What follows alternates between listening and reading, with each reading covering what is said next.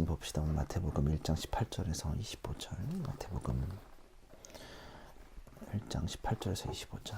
우리 같이 한 목소리로 합독하겠습니다. 예수 그리스도의 태어나심은 이러하다. 그의 어머니 마리아가 요셉과 약혼하고 나서 같이 살기 전에 마리아가 성령으로 잉태한 사실이 드러났다. 남편 요셉은 의로운 사람이라서 약혼자에게 부끄러움을 주지 않으려고 가만히 파혼하려 하였다. 요셉이 이렇게 생각하고 있는데 주님의 천사가 꿈에 그에게 나타나서 말하였다. 다윗의 자손 요셉아, 두려워하지 말고 마리아를 내 아내로 맞아들여라. 그 태중에 있는 아기는 성령으로 말미암은 것이다. 마리아가 아들을 낳을 것이니 너는 그 이름을 예수라고 하여라. 그가 자기 백성을 그들의 죄에서 구원하실 것이다. 이 모든 일이 일어난 것은 주님께서 예언자를 시켜서 이르시기를, 보아라, 동정녀가 잉태하여 아들을 낳을 것이니 그의 이름을 임마누엘이라고 할 것이다 하신 말씀을 이루려고 하신 것이다. 임마누엘은 번역하면 하나님이 우리와 함께 계신 뜻이다. 요셉은 잠에서 깨어 일어나서 주님의 천사가 말한 대로 마리아를 아내로 맞아들였다. 그러나 아들을 낳을 때까지는 아나와 잠자리를 같이 하지 않았다. 이들이 태어나니 요셉은 그 아들 이름을 예수라고 하였다. 아멘. 이들이 아니라 아들인데. 네, 하여튼 아멘. 네, 오늘 그 이름을 예수라 하라라는 제목으로 말씀을 나누려고 합니다. 음악을 요즘 듣다 보면 참 많은 이별 노래가 있다는 게 좀 느껴집니다. 시대별로 떠오른 각자의 이별 노래가 다를 것이라고 생각합니다. 저는 조금 옛날 사람이라고 생각하지 않았지만 옛날 사람이 된 것 같은데, 뭐 이별 택시, 뭐 거짓말, 뭐 떠나가지 못한 남자, 헤어지지 못한 여자, 이렇게 막 머릿속에 떠오릅니다. 하여튼 이 노래 들으면 괜시리 헤어지고 나면 괜시리 이 노래 들으면서 마음이 울적해지기도 하고, 또 평소에 즐겨하지 않는 술을 마시고 강가에 앉아 있는다든지, 아니면 친한 친구를 붙잡고 신세한탄을 하기도 할 거겠죠. 또 이별의 종류도 여러 가지니까 남자는 뭐 이별 후에 아무 생각 없이 있다가 시간이 지나면 힘들어하는 타입인 것 같고, 여자는 이별 후에 너무 고통스러워하다가 시간이 지나면 편해진다고들 하죠. 하여튼 뭐 단순 변심이든 한쪽에서 바람을 피웠던 가족의 반대이든 물리적인 거리의 차이이든지, 하여튼 헤어짐의 이유는 많이 있지만 뭐 헤어지면 뭐 피차 힘든 건 사실인 것 같습니다. 하여튼 뭐 아마 각자 이별의 아픔이 있을 거라고 생각합니다. 있었겠죠. 아마 다 한 번씩은, 한두 번은 그래도 있을 거라고 생각합니다.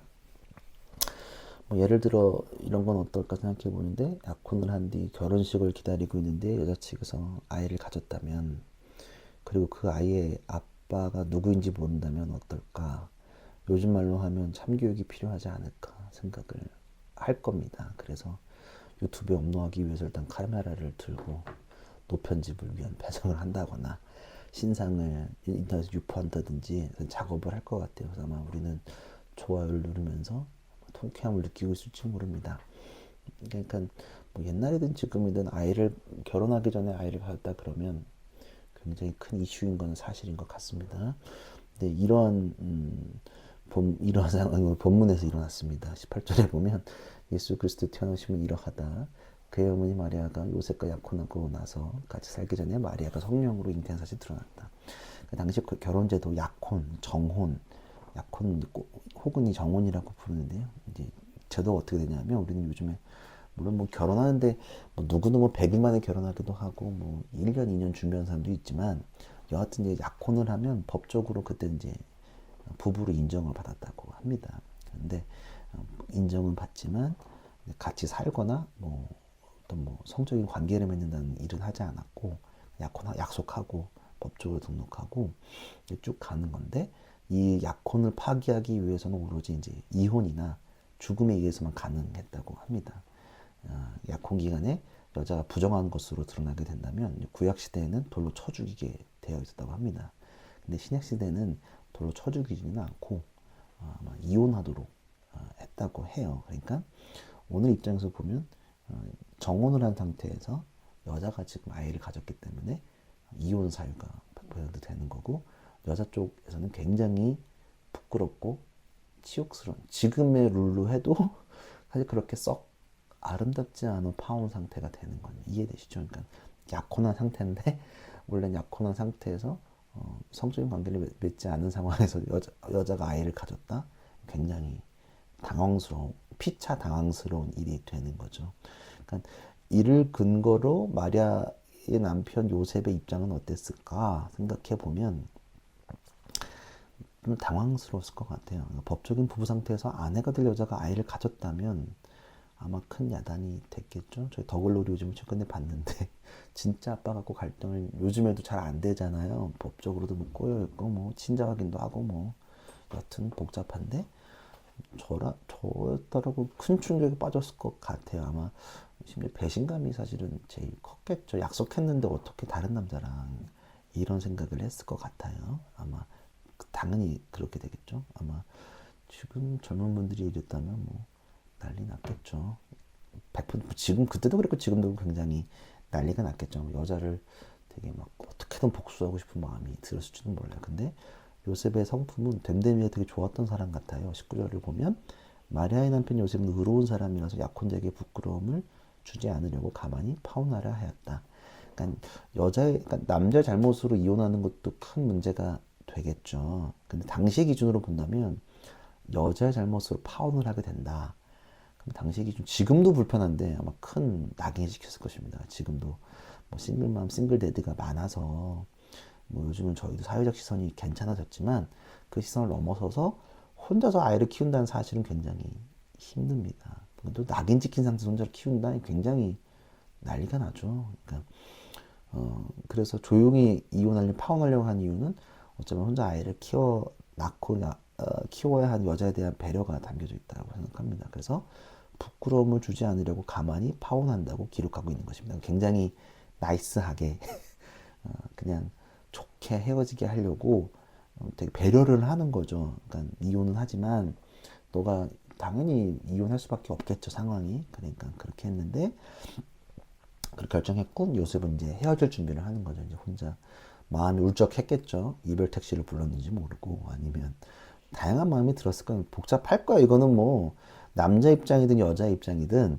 뭐가 됐든 약혼한 상태에서 아이를 갖다 그러면 굉장히 좀 그렇죠. 그러니까 이러한 요셉 마음을 결정한 요셉의 하나님은 이제 요셉의 결정에 개입을 하게 되세요. 20절에 보면 요셉이 이렇게 생각하고 있는데 주님의 천사가 꿈에 그에게 나타나서 말하였다. 다윗의 손 요셉아 두려워하지 말고 마리아를 내 아내로 맞아들여라. 그 태중에 있는 아기는 성령으로 말미암을 것이다. 그러니까 요셉의 시각으로는 이해되지 않는 표현이 나와요. 성령으로 말미암았다. 그러니까 개역 개정에는 성령으로 잉태되었다. 그러니까 남자랑 관계하면 여자가 아이를 갖았다라고 표현하는 거죠. 그러니까 우리 이렇게 질문할 수 있어요. 성령으로 잉태되었다면 마리아 혼자서 키워도 문제 없는 거 아닌가? 이혼해도 괜찮은 거 아니야? 성령으로 이제 뭐 알아서 키우면 되는 거지 뭐. 근데 굳이 요셉이 불편한 상황에서 이 이슈를 감당할 이유는 없다라고 생각할 수도 있을 거예요. 아니 뭐 그거는 그거고 왜 굳이 뭐 이렇게 해야 돼? 그리고 왜 굳이 이렇게 성령으로 잉태되는데 요셉이 왜 필요했을까? 질문을 던져보면 오늘 그 20절에 답이 20절에 답이 있죠. 오늘 천사가 그에게 나타나서 말하였는데 뭐라고 부르냐면 요셉이라고 부르긴 하는데 하나 더 붙여요. 다윗의 가문 요셉아. 그러니까 오늘 마리아가 성령으로 잉태되었는데 필요한 이유는 요셉이 굉장히 필요한 이유는 뭐냐면 요셉이 다윗의 가문이기 때문에. 그러니까 저번 주에 얘기했던 것 중에서 예수님의 계보 중에 제일 먼저 얘기한 게 뭐냐면 다윗의 자손임을 되게 얘기하고 있었고 그 족보가 끝나자마자 탄생에 대해서 얘기를 하는데 굉장히 중요한 사실이 뭐냐면 강조하고 있는 건 예수님이 다윗의 가문이라는 거. 근데 그 다윗의 가문에 연결되어진다는 거에 중요한 역할을 하는 게 누구냐? 요셉인 거예요. 아무것도 안 하는 것 같은데 요셉이 아니면 예수님이 다윗의 가문임이 완성되지 않는다. 그러니까 오늘 요셉은 되게 우리가 요셉을 그냥 스쳐 지나갈 수 있는데 요셉이 아니면 예수님이 다윗의 자손임이 연결되지 않는 굉장히 중요한 포인트에 요셉이 위치하고 있는 거예요. 그래서 21절에 보면 마리아가 아들을 낳을 것이니 너는 그 이름을 예수라고 하여라. 그가 자기 백성은 그들의 죄에서 구원하실 것이다. 이제 성령으로 잉태되었어. 그러니까 남자랑 잠자리를 가져서 아이를 가진 게 아니라 성령께서 일어났어라고 얘기하는 거예요. 그래서 태어난 아기에 대한 이름을 지어주세요. 이름은 성경에서 존재와 분리되지 못해요. 특별히 성경에서 이름은 곧 그 사람의 성격과 동시에 운명이기도 해요. 운명을 유추하기도 하는데요. 성경에서 이름이 바뀌었다는 것은 운명이 새로졌음을 이야기하기도 합니다. 구약의 아브람은 아브라함이 되었고 사레는 사라가 되었습니다. 야곱은 야복강 나루에서 하나님의 사자와 씨름을 한 뒤에 남의 발꿈치를 잡는 자. 왜 남의 발꿈치를 잡는 자냐면 쌍둥이였기 때문에. 그래서 형의 뒤꿈치를 잡고 나왔잖아요. 에서. 그런 뜻의 야곱이었는데 좀 남의 발꿈치를 잡냐 그러면 sak 나이스하지는 않잖아요. 이 좀 꼬장꼬장한 성격이 좀 얼마나 욕심 많은 게 막 드러나잖아요. 근데 씨름한의 이름이 바뀌었단 말이에요. 하마님과 씨름한 자 이스라엘의 이름으로 바뀌었단 말이에요. 그러니까 이름이 바뀐다는 건 존재가 바뀌는 건데 오늘 성령으로 태어난 아기의 이름을 예수라는 이름을 부여받아서 하나님께 직접 그렇게 하라고 하셨죠. 그러니까 이 이름은 히브리어 성경에 나오는 여호수아를 헬라어로 음역한 거야. 그러니까 외국인 배우를 한국식으로 부르는 게 있잖아요. 서코필, 뭐 네이마르를 뭐 사실은 뭐 네이마르 이게 발음 다르다 그러죠. 그리고 손흥민 선수를 외국에서는 소니라고 부르는 것처럼 그러니까 여호수아라는 뜻을 갖고 있는 것. 그러니까 예수란 이름은 여호수아. 그러니까 여호수아라는 뜻은 뭐다? 여호와께서 구원하신다라는 뜻을 갖고 있단 말이에요. 그러니까 예수라는 이름 속에서 이미 구원의 역사 속에서 예수님께서 하실 역할이 암시되고 있는 거. 아, 예수, 여호와께서 구원하신다는 뜻을 갖고 있는 이 세상을 구원하시기 오시기 위한 사람이라는 게 얘기되는 거죠. 그러니까 늘 신약은 구약의 성취란 말이에요. 늘 구약에 있어야 돼요. 있는 것들이 연결되어져야 되는데 오늘 이 구약의 성취가 일어나는 것들이 여기 담겨져 있어요. 22, 23절에 보면 이 모든 일이 일어난 것은 주님께서 예언자를 시켜서 이르시기를 23절 보아라 동정녀가 잉태하여 아들을 낳을 것이니 그의 이름을 임마누엘이라고 할 것이다 하신 말씀을 이루려고 하신 것이다. 임마누엘은 번역하면 하나님이 우리와 함께 계시다는 뜻이다. 이 본문이 어디서 왔냐면 이사야 7장 14절인데요. 그러므로 주님께서 친히 다윗 왕실의 한 징조를 주실 것입니다. 보십시오. 처녀가 잉태하여 아들을 낳을 것이며 그가 그의 이름을 임마누엘이라고 할 것입니다. 그러니까 이게 성령으로 잉태되고 다윗의 자손으로 나오고 모든 것들은 하나님께서 이미 구약에 예언되어 있는 것들이 이곳에서 성취된다. 그러니까 여호수아라는 이름 자체도 그냥 부여된 것이 아니라 그런 뜻을 담고 있다. 그러니까 예수, 여호수아 똑같은 거란 말이에요. 그러니까 여호수아가 했던 일도 똑같단 말이에요. 결국은 여호수아가 모세를 대신해서 가나안으로 들어간단 말이에요. 그런 것들이 담겨져 있는 거죠. 그래서 우리가 여기서 좀 자연스럽게 집중해야 되는 것은 사실 처녀가 아이를 갖는 거에 대해서 좀 그래요. 그것이 생물학적으로 가능할까, 가능하지 못한가에 대해 초점 맞춰서 가게 된단 말이에요. 근데 사실은 이런 거에 집중하게 된다면 본래 이 구절이 가지고 있는 의미를 약하게 만들게 된다는 거예요. 왜냐하면 마태가 증언하고 있는 예수님은 다윗의 자손이며 신적인 존재임을 강력하게 주장하고 있는 동시에 이 이야기의 핵심은 뭐냐 하면 하나님이 우리와 함께 계시다. 임마누엘에 집중하는 거란 말이에요. 그러니까 예수님이 임마누엘의 구원이라는 것을 강조하고 있는 것이다. 그러니까 성경에서 말하고 싶은 것은 그러니까 성령은 잉태됐죠. 근데 막 사실은 우리가 마리아가 성령을 어떻게 아이를 가져? 이거를 거기 집중하라고 얘기하는 게 아니라 그 다음이에요. 임마누엘에 집중하라고 얘기하는 거예요. 우리는 흔히 요즘에 팩트만 말하라 그래요. 근데 신앙은 팩트를 이야기하는 것이 아니고 그것을 쫓아가는 것이 아니라 트루스를 얘기하는 거예요. 그러니까 과학적인 객관적 사실이 너무 중요하지만 때로는 그 객관적 사실 너머에 있는 진리를 이야기하는 것들이 되게 중요합니다. 신앙은 과학적으로 집중해서 해결하는 부분이 아니에요. 그 안에 있는 진리를 봐야 하는 것이에요. 그러니까 임마누엘 오늘 여기 주제는 뭐냐면 하나님이 우리와 함께 하신다는 것을 더 붙들고 그것에 집중해야 되는 거죠. 그러니까 그렇게 진리를 보게 되면 이해되지 않는 것을 받아들이고 그의 길을 함께 걸어가는 것 이것들이 굉장히 중요하다는 것입니다. 그래서 24, 25절에 보면 요셉은 잠에서 깨어 일어나서 주님의 천사가 말한 대로 마리아를 아내로 받아들였다. 그러나 아들을 낳을 때까지는 아내와 잠자리를 같이 하지 않았다. 아들이 태어난 요셉은 그 이름을 예수라고 하였다. 당연히 요셉은 인간적 상식에 근거하면 파혼을 요구할 수 있지만 임마누엘 하나님을 예비하는 것들을 요셉이 감당하게 되는 거죠. 그럼 요셉은 왜 요셉일까?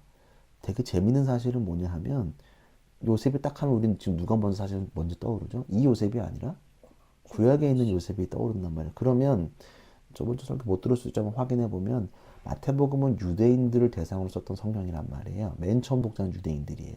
이 성경을 맨 처음 본 사람들은 유대인들이란 말이에요. 그럼 유대인들이 잘 이해할 수 있는 방향, 유대인들의 정통성을 가지고 쓰는 성경이 마태복음인데, 그러면 요셉이라고 했을 때 딱 떠오르는 거는 구약의 그 요셉이에요. 자연스럽게 떠올라요.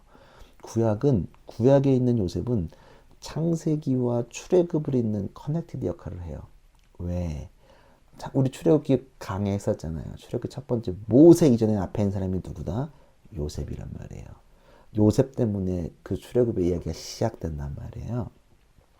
창조에서 이집트로 이어지는 그 중심에 창세기 마지막이 요셉이고 출애굽기 첫 번째가 모세. 그 중심에 누가 있냐? 요셉이 있는 거예요. 오늘 본문 신약의 요셉도 새로운 세계와 옛 세계를 연결하는 역할을 해요. 다윗과 예수를 연결하는 그 중심에 요셉이 있어요.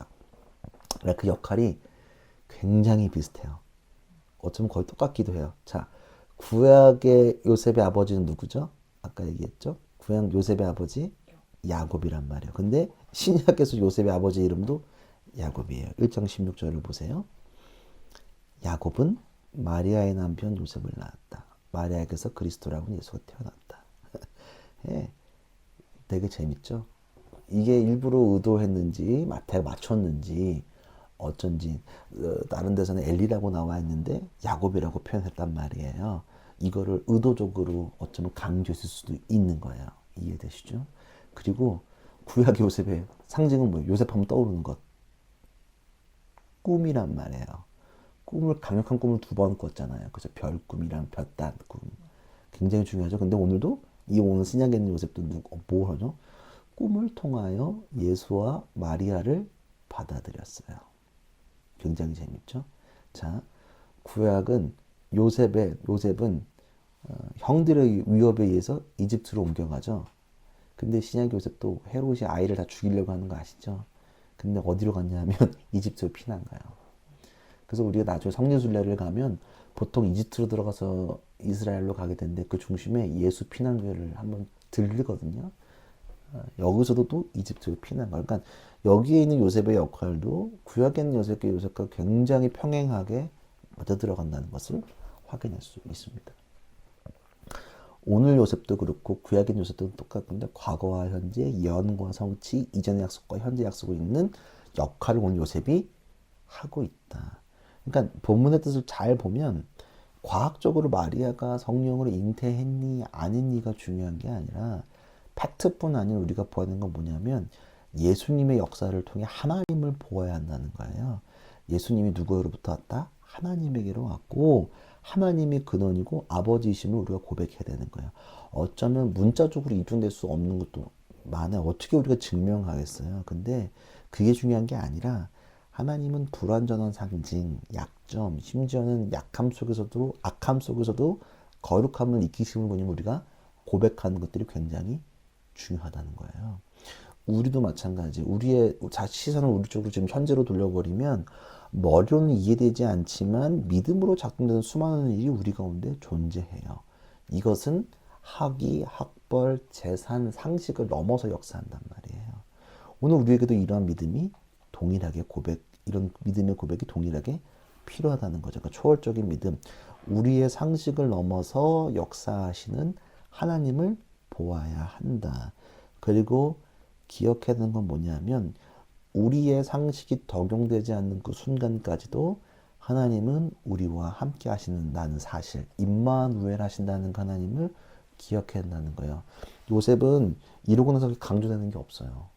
이러고는 앞에 딱 탄생 때만 조금 거론되고 나중에 뭐 예수님이 이제 성장기에 한번 회당에 가신 거 말고는 그렇게 이제 요셉 역할을 앞에만 하고 다 끝이에요.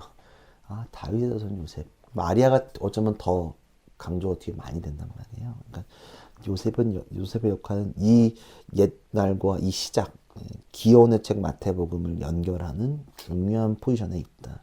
근데 우리가 봐야 될 건 뭐냐면 요셉의 역할, 그리고 하나님께서 말씀하시고자 하는 것들. 또 마태가 강조하고 싶은 건 뭐냐면 하나님은 우리와 함께 하신다. 너네 그냥 우리가 받는 건 동정녀도 맞아요. 근데 그것을 설명하려고 애쓰지 말아라. 그게 중요한 게 아니라, 중요해요. 근데 거기에만 집중하지 말고 팩트를 넘어 트루스를 봐라. 하나님이 우리와 함께 계시다. 그것에 대한 성취, 구약에 대한 성취. 요셉은 연결하고 꿈으로 말하고 그런 것과 연결되어지는구나 라는 것들을 보고 기억하는 것들이 매우 중요하다. 우리한테도 마찬가지예요. 우리 뭐 공부도 많이 열심히 하고 뭐 하지만 또 뭐 기획도 하고 뭐 저도 뭐 기획하는 거 좋아하고 여러 가지로 하지만 그럼에도 불구하고 더 중요한 건 뭐냐 하면 하나님이 우리와 함께 하시고 하나님의 방법 가운데 역사하시는 것들. 때로는 정말 처녀의 몸에 아이를 갖게 하시는 하나님을 믿고 나아가고 우리 가운데도 좀 아무것도 없지만 하나님께서 크게 역사하신다는 그 사실을 기억해야 되고 예수님 믿는다는 것, 구원자를 믿는다는 것, 우리가 하나님을 통하여 예수를 통하여 구원받는다는 그 사실을 기억하고 붙들고 나아가는 것이 매우 중요하다. 우리 교회도 마찬가지다. 공간을 놓고도 제가 막 마음 조급해지기도 해요. 근데 천천히 계속 얘기하고 있고, 근데 하나님께서 막 들어서시면 뭐 불가능한 게 없다고 분명히 믿고 나아가기 때문에 그냥 계속 꾸준하게 계속 어떤 공간을 인테리어보다는 지금은 어떻게 하면 거기서 복음을 전할 수 있을까에 대한 고민을 계속하고 있는데 그런 것도 계속 제가 뭐 우리끼리 얘기할 때도 그런 걸 강조했었는데 메시지를 어떻게 담을 수 있을까 우리 공간에 그게 되게 중요한 포인트인데 그렇게 하실 것 같아요 어떻게든지. 그리고 각자의 개인의 문제들도 많단 말이에요. 수능을 준비하고 있는 우리 식구들도 있고 하나님께서 하실 걸 믿고 또 우리가 돈은 없지만 되게 큰 글로벌한 일을 준비하는데 뭐 선교를 진행한다든지 뭐 미션 트립을 한다든지 뭐든 돈 없어도 할 수 있다는 믿음이 분명히 있고 하나님께서 하신다는 믿음이 있기 때문에 우리가 어디서든지 예배드리면 하나님이 우리와 함께 하신다는 걸 우리는 이미 몇 년, 2년의 고백을 통해 알고 있단 말이에요. 우리는 스터디룸에서도 예배 드렸었고 아니면 우리 주말간에 우리 같이 아우팅 나갔을 때 또 예배드리고 거기서도 공연하시고 또 각자의 자리에서도 역사한다는 그 사실을 기억하고 또 때로는 우리의 상식을 넘어 역사하신다는 그 사실 아무리 공부하고 때로는 저도 이해되지 않는 부분들이 많지만 다 이해가 안 돼요. 사실 하나님의 일에 대해 저도 이해가 다 안 돼요. 근데 그 가운데 하나님 우리와 함께 하신다는 그 사실을 기억하고 붙들고 역사하신다는 사실 그리고 하나님은 우리와 함께 하신다는 그 사실을 기억하며 주께 나아갔으면 좋겠습니다. 함께 기도하며 주께 나아갑시다.